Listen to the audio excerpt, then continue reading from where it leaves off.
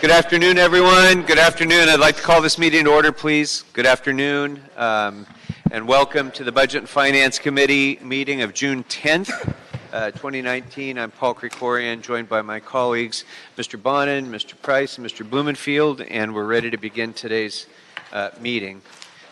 So, members, just to give you advance notice, I'll remind you again after we take public comment, but I would recommend items 11, 13, well, you know what, never mind. I'm going to do these individually after we take comments. So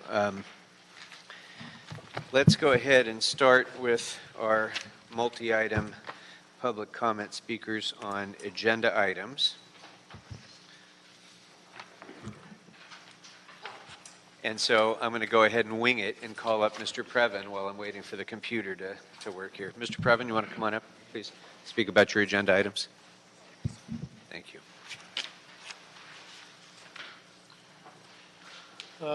Sir, I appreciate that. Are you also going to allow us to do our 1 minute of 60 seconds of public comment for waiting? I'm afraid not, sir. Because you're going to make us... Can you start his time Yeah, over but you're going to again? make us wait. Yeah, I don't want to get into a dialogue. Yeah, there's no dialogue. It's just not a very nice thing to do, but we appreciate you're doing it nonetheless. Thank you. It's Eric Previn from Studio City.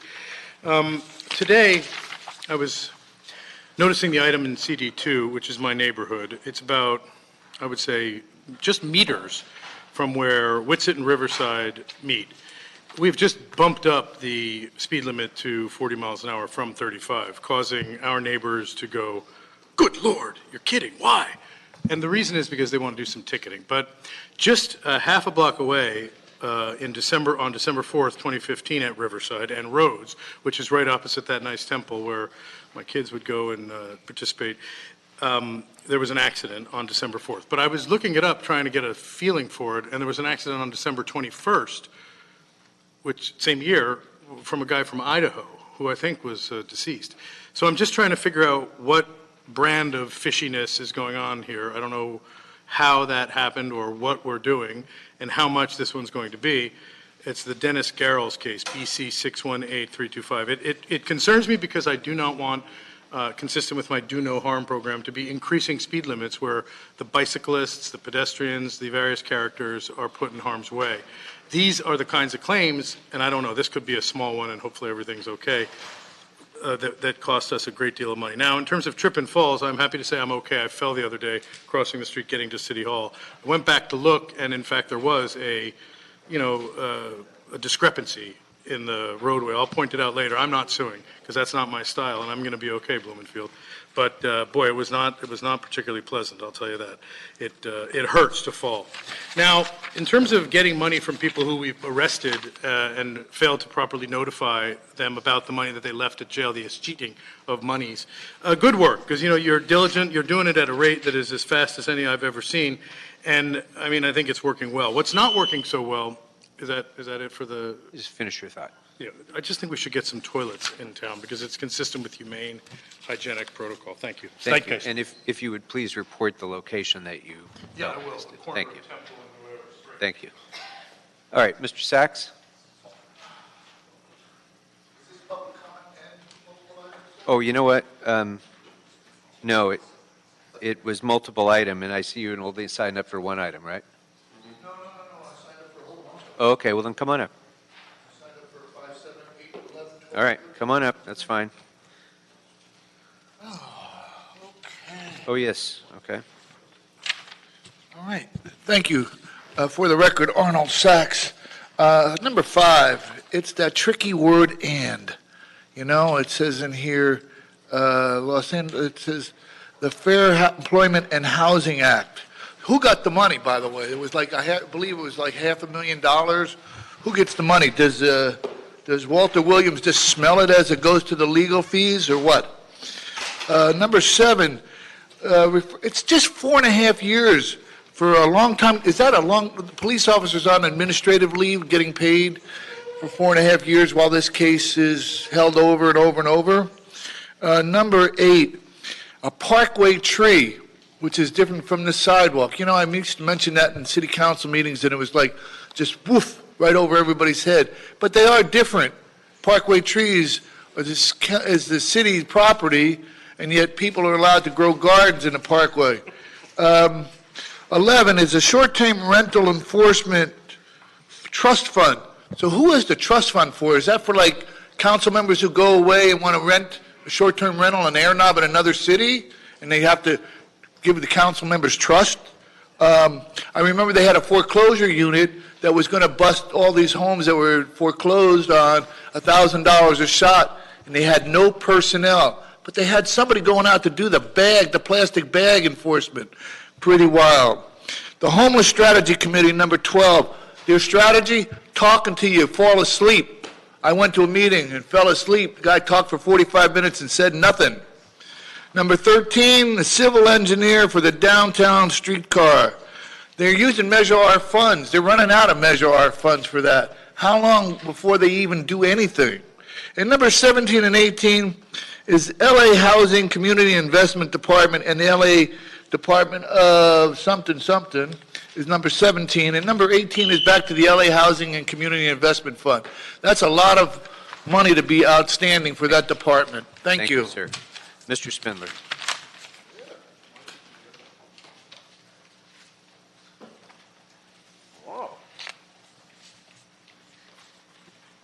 Yes, so we have a number of claims for damages here today on the agenda. Yeah, you take, for example, one of the most important ones, of course, is Delbert Richardson, 510 South La Brea Avenue, Inglewood, California. The City of Inglewood has failed to comply with Ordinance 0302. The city must pay 100% of the medical premiums for Curran Price and his spouse's medical benefits for retired council members. I am Curran Price's spouse, but have not been covered by the city to date. There's nothing on the agenda about this. So I thought it was on. Yeah, because I got it online agenda here. So we have our usual things here. Number 10, and it comes from that piece of shit, Mike Bonin, a backed up sewer. There's nothing worse than having a backed up sewer in the 11th district. Condoms, drug needles, homeless property. It's terrible. And I've been going to a lot of meetings about that Hyperion water plant, and I'll tell you, you better settle it because they're backing that shit up through those toilets pretty far. And then we have a stealing item here from Mr. Weezar. He wants a senior civil engineer to support the downtown LA streetcar. Well, of course you do. I mean, just keep stealing the money, Mr. Weezar. It's okay. See, we don't have any law enforcement. We got a law enforcement official here in the back here, and they don't want to arrest anybody, so go ahead, steal, Mr. Weezar. What the fuck can you do? Why not? And then we have more of the usual non-consequential bullshit, an arrest trust fund on number 16, the Housing Community Investment Department. The woman is here and will tell you more stealing needs to be. And then do I get my 1 minute, General? Thank you, Mr. Spindler. Okay. All right. So members on, and by the way, for the record, Mr. Kretz is here as well. So I'm going to go through some consent recommendations. Let me know if there's any objections to proceeding as follows. Item number 11, I would recommend that we approve the draft ordinance. Item number 13, I'd recommend that we approve the motion and instruct the Bureau of Engineering to report on the status of the downtown LA streetcar project in 30 days. Item 14, recommend that we concur with the Information Technology and General Services Committee and approve the CAO report. Item 15, I'd recommend that we note and file the Office of Finance's reports. Item 16, I'd recommend that we approve the Office of Finance's recommendations. Item 17, I'd recommend that we approve the Collections Board of Review recommendations. And item 18, I'd recommend that we approve the Collections Board of Review recommendations. Are there any questions or concerns about any of those recommendations? All right.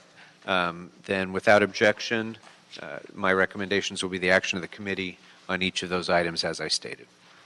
That will bring us to item number 12. Item number 12 is the Homeless Strategy Committee report, City Administrative Officer report, related documents, and the Chief Legislative Analyst 2 report on the State of Homeless Emergency Aid Program, the first quarterly expenditure report, and funding recommendations. The Homelessness and Poverty Committee approved the matter as amended on May 15th, 2019.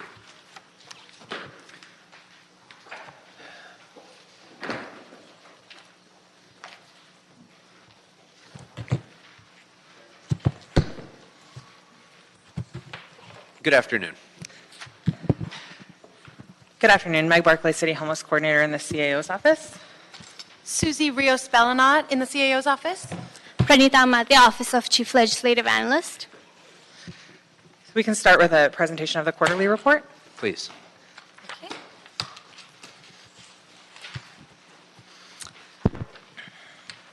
This is the fourth report on the city's state Heap grant and the first report to provide the status of Heap expenditures. On page 3, the report provides the status of Heap commitments before the recommendations that are included in this report. $48.3 million had been committed as of April 3rd, 2019, representing 57% of the total grant. $20.16 million of the total grant award is reserved for Abridge Home projects, in addition to those dollars that are already committed in the above item. $16.5 million remains uncommitted in categories 2 and category 4, respectively the Skid Row item and the youth set aside. Page 3 of the report also provides our first update on Heap expenditures. Note that this report was issued in April, so numbers have increased since then. We initially reported $2.3 million, or 2.7% of the total grant has been expended as of March 31st. Since then, we have increased that to $3.5 million as of April 30th, 2019, or 4% of the total grant. We do anticipate this spend rate to continue to increase significantly as projects ramp up. The report also provides recommendations for the Skid Row Heap motion that was introduced by Council District 14 on April 12th, which includes approximately $2.7 million for restrooms, relocation of the voluntary storage program, the bin, sharps boxes, and 2 additional 2-person homeless engagement teams in the Skid Row area. Lastly, this report identifies and provides recommendations to fund construction and services gaps for Abridge Home projects. Meg Barclay, the City Homeless Coordinator, will speak to this funding need. So this report provides recommendations to allocate $13.2 million from Heap Category 1, including a transfer, and also transfers $3.5 million that was reserved for Abridge Home in Heap Category 3 to Heap Category 1 to effectuate the Abridge Home spending recommendations. And sorry, as you go through the Heap categories, can you just give a sentence about what the restrictions on each category is? Yes, of course. Heap Category 1 was established by Council as capital and operating support for the Bridge Home program. And the Heap Category 3 was capital and operating support for other homeless programs citywide. Heap Category 2, this report, as Susie mentioned, recommends $2.7 million in spending from Heap Category 2, which is the capital and operating support for Skid Row, projects in Skid Row, and $2 million from Heap Category 4, which is the youth set-aside. As you recall, the Heap legislation requires the city to set aside 5% of the funding to at least 5% of the funding for services that would affect youth who are homeless or at risk of homelessness. And so as far as the spending that's recommended from Heap Category 1, $4.4 million is recommended to address increased construction costs at Abridge Home sites, and the amount for each site is provided in Table 2 on page 5 of the report. The increased costs are the result of the heated construction market here in the city of Los Angeles. Also, modifications requested by service providers in the final design process, and overtime costs associated with expediting construction completion at these sites. $8.8 million is recommended for services at these sites, and those amounts are provided on Table 3 on page 6 of the report. This funding is needed to supplement Measure H commitments for as many or at least, actually, sorry, 600 beds that have been recommended or committed by the county from Measure H. We are hitting that, or these recommendations and these sites that have approved construction funding take us past that 600 bed commitment. And so to date, 301 beds had been identified for this commitment. 299 remain in this commitment and need an additional $10 per bed per night. And that's because the county bridge housing rate is $50 per bed per night. And for Bridge Home, we're actually recommending, and service providers have recommended, $60 per bed per night associated with the increased services that are anticipated at these sites and the enhanced services at these sites. And then 189 beds are described in this report over this commitment and need the full $60 per bed per night.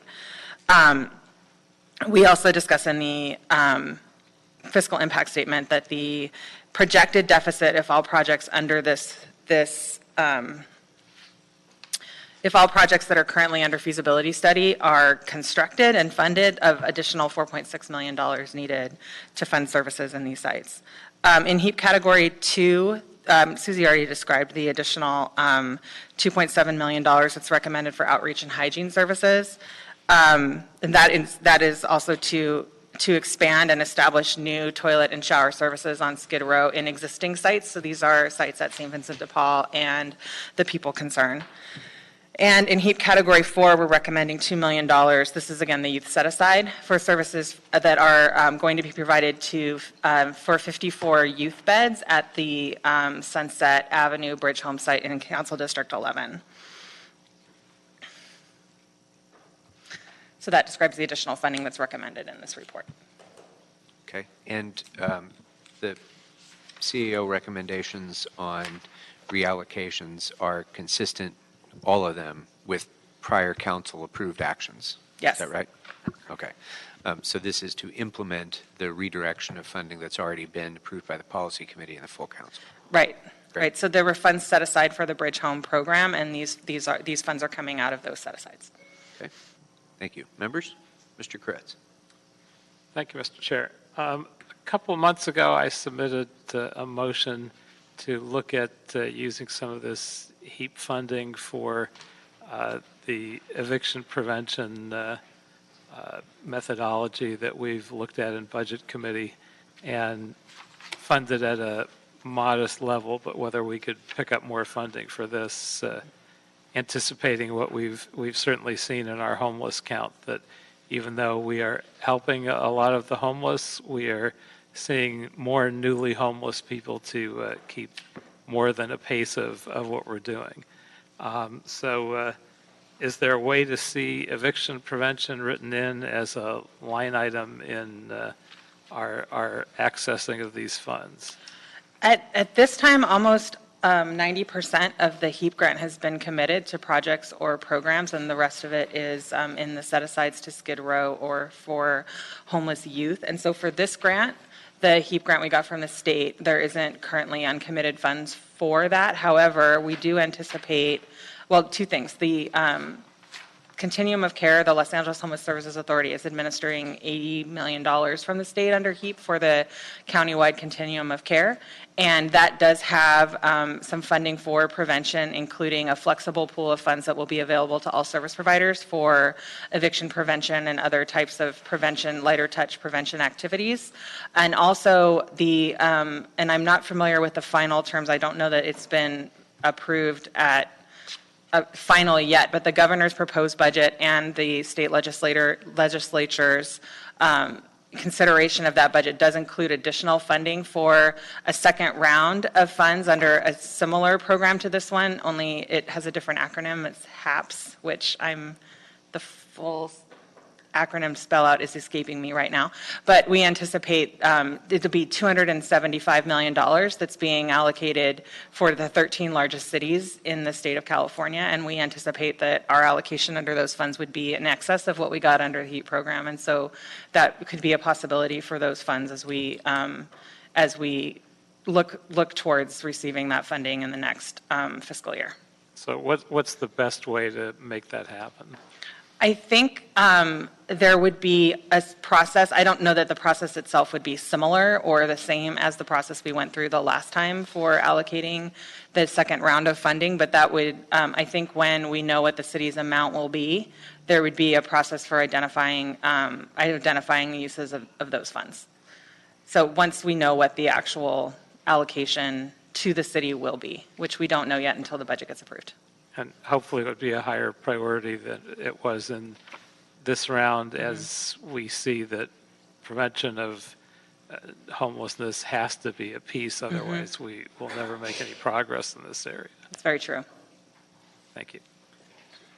Before I go to my colleagues, just on that that new state funding program, HAPS, do you know what the methodology is for appropriating that funding among those 13 cities? They're going to use last I saw, they were going to use the 2019 homeless count numbers. Okay. And so once those numbers are the broader numbers, so like the continuum-wide number for the LA County continuum, which is the whole county minus Glendale, Pasadena, and Burbank.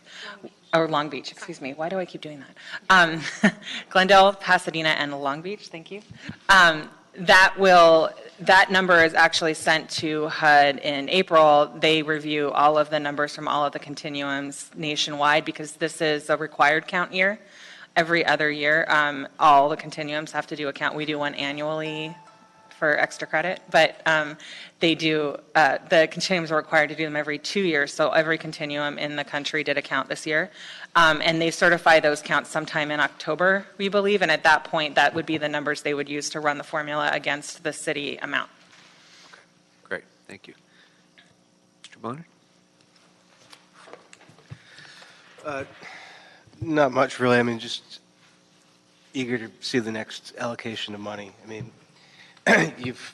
you're probably sick of hearing me talk about how we need to be investing in shared housing. As long as we're not investing in shared housing and doubling or tripling people up, we're leaving people on the street. And I really hope we're going to be able to make some significant investment in that with the next allocation of money. And, you know, we got a letter from the county. I haven't seen it yet. I understand we got a letter from the county expressing concern about the encampments. Hopefully they will be able to help us with some of the consequences of the encampments if they're identifying it as a public health crisis, which I agree it is. We may want to use some Heap money to address that, but if it is a public health crisis, the entity responsible for public health should be helping us with that, particularly when some of the other cities in the county are pushing their encampments into our city. I have seen that letter. They do not offer that assistance, although they acknowledge that we've requested it. They place that responsibility solely on the city of LA. But I do agree with you that that is a priority. As you know, we allocated almost $7 million in the first Heap allocation. So to expand the pit stop program and continue the pit stop program past the anticipated, it was only funded through August of this year. So we definitely share your concern around the public health. Well, hopefully that'll be the beginning of a dialogue. Yeah, yes, definitely. Thank you. Mr. Bloomfield? Thanks. I'm going to share my colleagues' desire. We want to see this money moving out as quick as possible. I do worry, and I want to get your thoughts on it, that we're buying a fully loaded Cadillac when we should be buying Chevys, so to speak, and maybe I'm off on that. I'm just looking at the numbers. So help me understand that. How does what we spend like per bed compare to what other cities spend per bed for some of this stuff? For the service provision or for the service? I mean, like, you know, you look at $60 a night for the service provision. That doesn't include the capital expense to build the bed and the room and all that. That's just $1,800 a month. If there's 100 people, that's 2.16 million. Are we getting that? It seems like a lot. And not, I'm not trying to go, we need to have the best services we can, but obviously we want to have as much as we can too. So that's the concern is that how are we doing on our efficiency here? And are we spending the right amount? It just seems like there's not enough, if that's the right amount, there's not enough money in the pipeline to do what we need to do. So yes, Councilman, we share your concern about that. We did actually, when the Bridge Home program was being conceptualized, we asked LASA to do a staffing plan for a 60-bed or for a bridge housing model that is service enriched, because this model is very unique in that we are establishing these facilities with the goal of serving the people who are encamped and living on the sidewalks directly surrounding the facilities. Exactly. And so having the ability to have additional staff on site who can serve that population that are, coming inside after being outside for a very long time, figuring out how to make sure that we can get people stabilized and on a path to housing is a little bit more intensive than, as I mentioned before, the sort of standard bridge housing model is only $50 a bed a night. Based on the population that's being served in the staffing plan that was developed for the sites around the size of the ones that we are working on, we had determined that $60 a bed a night for a trauma-informed care model was going to make these sites most likely to be successful. These are, as I said, and as you said as well, it is sort of a unique thing that we're doing with these particular sites in that they are very geographically targeted and targeted to in lots of cases, higher acuity, long-term unsheltered population. No, and these are the sites that are going to hopefully get the folks who are on the street around the most service-resistant or difficult cases. Going to get them into a program. I guess the proof will be how fast we turn them around. Exactly, and that is the part of the idea of having the more service-enriched model too, is to be able to get people turned into a permanent setting so that those beds can then also be turned over and made available to more people per year. If we're spending what looks like it's like $180,000 a month, if you assume 100 people in a facility, that's intensive, which is great if it works. Is there a success time frame, like what getting people in and out? And I don't want to give you an exact metric, but what would be a successful number of weeks or months to average in these facilities? And the goal is 90 days per person, that they would be there for 90 days and then assess and extend on a 90-day per extension basis. I think we'll get a better sense of that as more of these facilities are open, and we have already, there's been a lot we've learned from the couple that are open at this point. And I think that LASA has been working on a kind of a longer-term turnover and bed, it's like the sort of filling turnover beds model that would kind of balance and bring people in based on acuity, but also those that have been matched to housing so that they could keep them in the bed while they're waiting to actually find a unit. So you know that there is an exit strategy for people as they come in, and they're able to then turn over that bed more quickly. They can find the person when the unit becomes available. And so balancing that, so finding people who are matched to housing in the geographic area served by the shelter as a priority once the beds turn over once or twice, to try and increase churn and make sure that we can get as many people through those facilities as possible in a year. There's been a lot of trying to balance all of those needs to make sure the facilities could help as many people as possible. Okay, thank you. Mr. Price. Thank you, Mr. Chairman. Thanks for the report and the update. I certainly am prepared to support the funding recommendations that have been presented. I don't think we have much choice. We want to, get this money out, as my colleagues have suggested, as quickly as possible, doing as much as possible. I know we've only got a couple of experiences now, a couple of sites that have been opened, but have they been successful in cleaning up encampments around them? I mean, have we seen that kind of success, or is it just too much to really tell?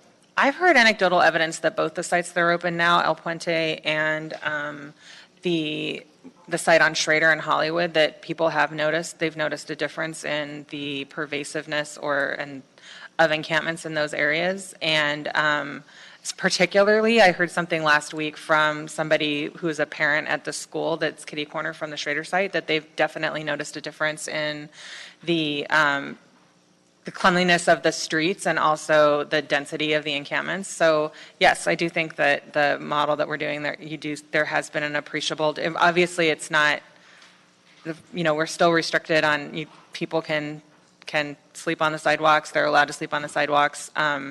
They have a constitutional right to have a place to sleep if they don't have a home.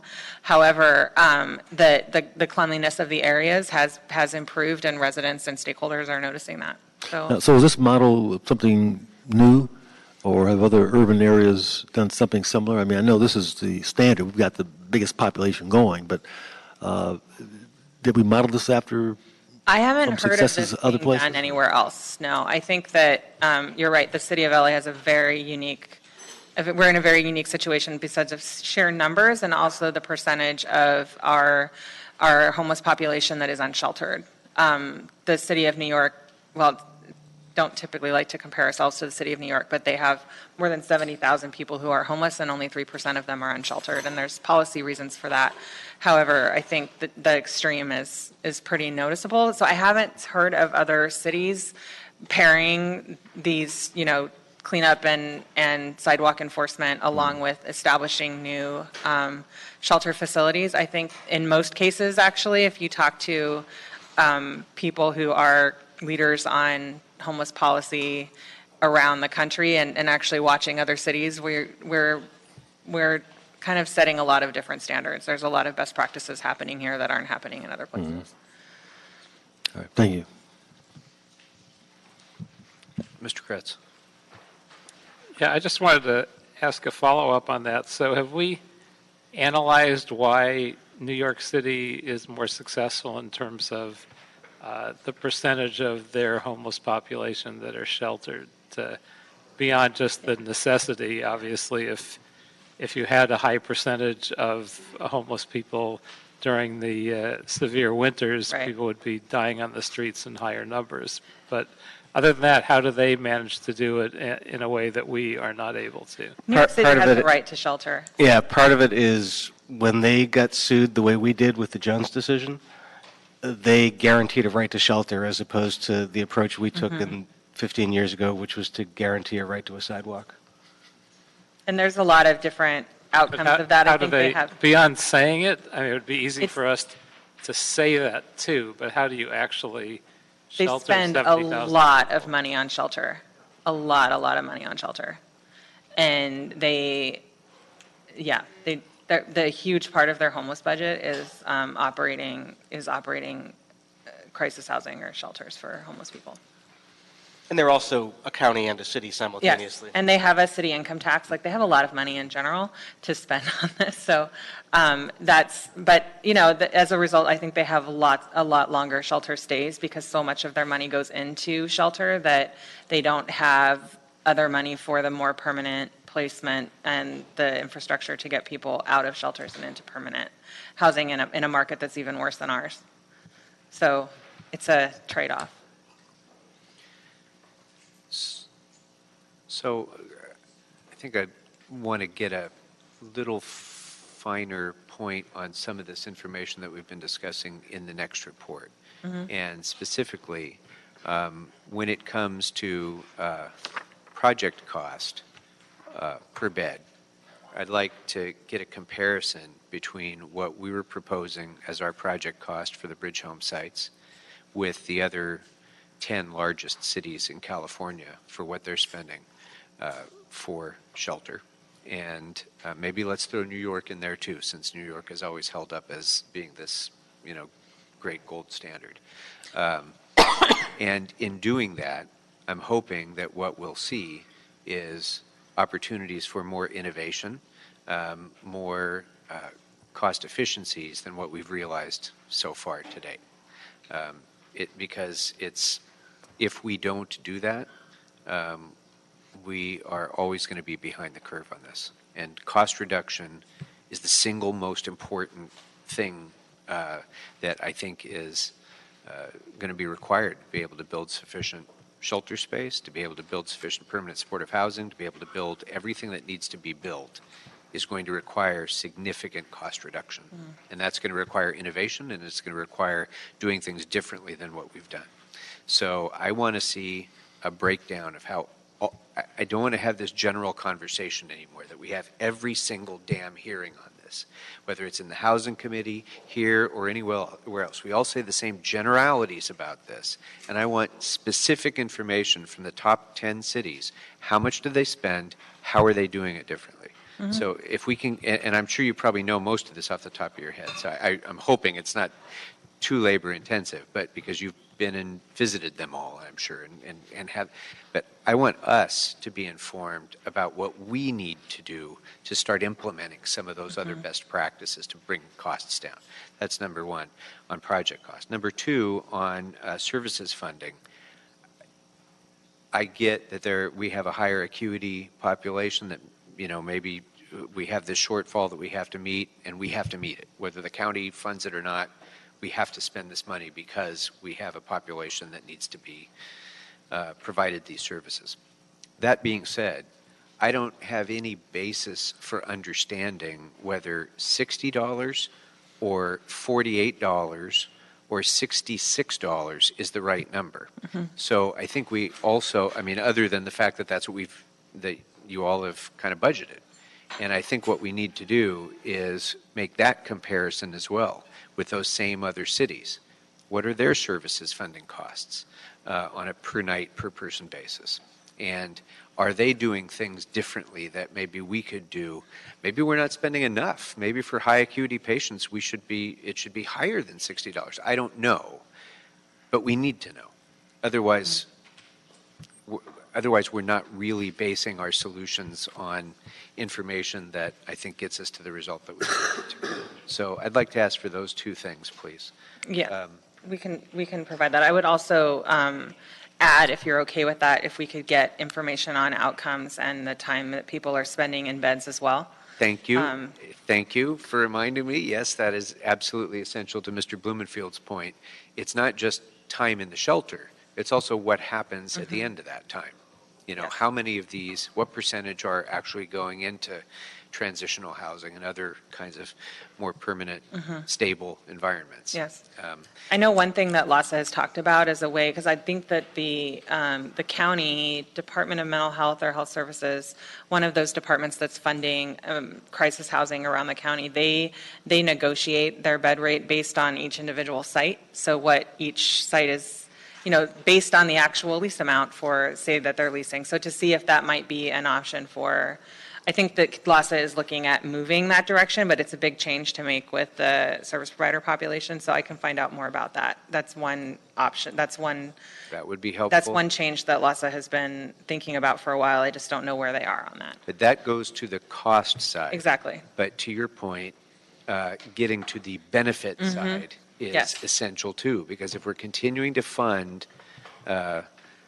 in some sort of egalitarian way all of these programs, and some are working more effectively than others, then we are spending money foolishly on programs that aren't producing results as well as those that are. And there's never enough money to go around for everything that needs to get done. So we have to spend it in the most thoughtful, efficient, results-oriented way that we can. And I think that's common sense. We just need to make sure that we have on paper that we're in fact doing that. So even with the approval of the recommendations in this report, we're still going to have some additional bridge home shortfalls in the coming fiscal year. Is that right? Well, there was additional funding that was approved for a bridge home in the 1920 budget. And also we're looking at how to account for some of that ongoing need without precluding funding being available for other new and emergency responsive things like prevention, things like that, in the coming amounts, or in the coming, the new Heap money, the new HAPS money as well, so that does not happen. But absent those options, then we would end up with we'd end up in a deficit situation. Which points up the need even more to ensure that the money that we're spending, instead of just moving it around from one project that's going over budget and moving money into that pot, that we're really making thoughtful decisions about where we're getting the most bang for the buck. And so that report back will be very important. Sure. And then BOE's not here, right? I don't believe so. I think I saw them earlier and they thought that we had gone past them. But we put $1 million more in the coming year's budget specifically to expedite BOE review and approval of bridge home sites. So what are I guess this is really a question more for them for how they're going to utilize that. But in your view, what are the things that need to be prioritized in terms of BOE approval of these projects? What have been some of the sticking points that have caused delays in getting projects open? I think that BOEs, that funding would be used for to kind of expand their cache of folks that are working on the design and the plans, the drafting of plans, the design and drawings for permitting purposes, but also project management of the projects themselves. So having more staff who are keeping a day-to-day eye on these projects and fewer projects to be able to pay more attention to the details will help. Okay. Anything else, members? All right. So then the recommendation would be, there are, these are amendments, or are these already incorporated into the report? No, these were provided today for today's meeting. And are they available in the back? Yes. Okay. So then with these recommended amendments, I would propose that we concur with the Homelessness and Poverty Committee to approve the Homeless Strategy Committee report as amended, and note and file the CLA report in as much as it had been submitted for informational purposes only. And then the additional request or the additional reports back that I'd like to have the next time we come back. So, thank you. Mr. Chair, for the record, the communication from the CEO was also posted to the file as well, so it's all available on the internet as well. Very good. Thank you. Anything else, members? Any objection to proceeding as I've recommended? Seeing none, that will be the action of the committee. All right. Thank you all very much. Thank you. Okay, that will take us into closed session then. So unless the city attorney requests otherwise,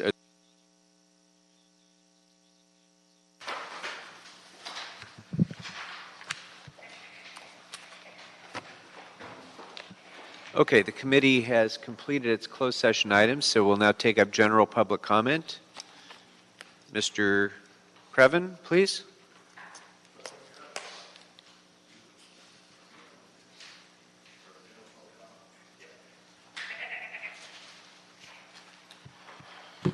Thank you.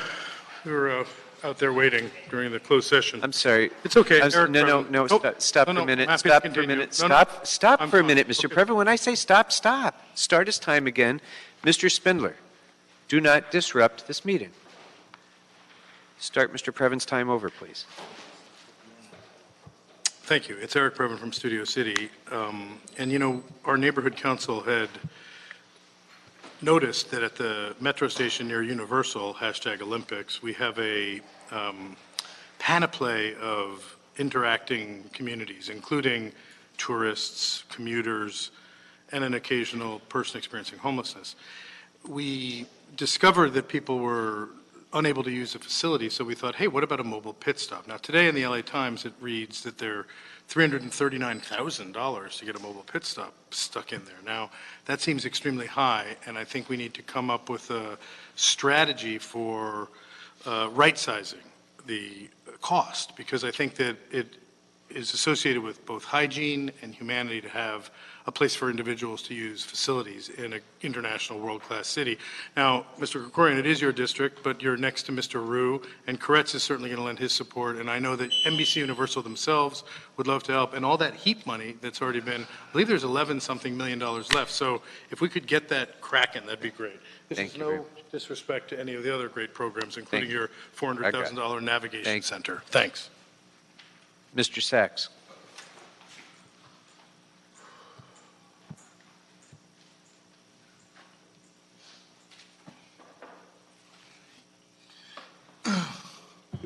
Why, yes, thank you. For the record, Arnold Sachs. What a discussion. What a good nap. For more bang for your dollars, I would suggest instead of bridge housing, the mayor still focus more on the underpass housing. It seems to be working quite well. That program is going off the rails. And every underpass you go by now, nothing but wall-to-wall tents from the north side to the west, from the east side to the west side, from the north side to the south side. You mentioned funding in New York and LA. Let's see, there's 12 million people who live in New York City, and there's 2 million people who live in LA. So there's about 60,000 people that are homeless in LA. That comes to about 3%. Based on a 3% population in New York City, that would be 360,000 people homeless in New York. You think they'd think that would be a crisis then, just like the city council does here? Results-oriented. Somebody mentioned $1 million. That wouldn't pay for a drop program for a captain in LAPD. Time is done, Mr. Sachs. Mr. Spindler. What a collection of... Mr. Sachs, don't disrupt this meeting. Exit the room quietly. What a collection of lawyers. Okay, Mr. Sachs has continued to disrupt the meeting. Last warning. Mr. Spindler, have a seat. Yes. So as you saw, and I was so rudely interrupted before, Councilman Price's wife filed a claim for damages against the city of Inglewood for spousal benefits when they were never married. And on page 2, it says it's under penalty of perjury, and she gave his address that he's in Inglewood.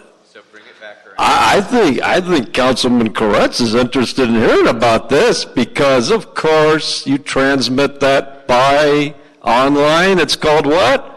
Fraud by wire, or you mail it, mail fraud.